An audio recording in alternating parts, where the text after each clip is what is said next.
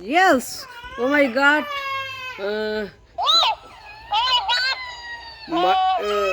ගමේ තියෙන කඩේ වහලා මොකද අද පොයනේ මේ කඩේ මුදලාලිට සිල් ගන්න සිටිලා ඔය බලන්නකො අපේ තියා අඬන බබෙක් ඉන්නවා දෙයියනේ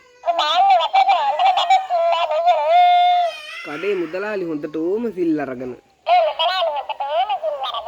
මම සිල් අරගත්තේ ඕ සෝරි වැරදුනා මම සිල් බිඳ ගත්තේ කුසුමක් නිසා උත්ත මං කියනකන් හිටපන් නිකන් බල්ලෙක් වෙන්නේ උඹ නෙවෙයි බල්ලා බල්ලා බං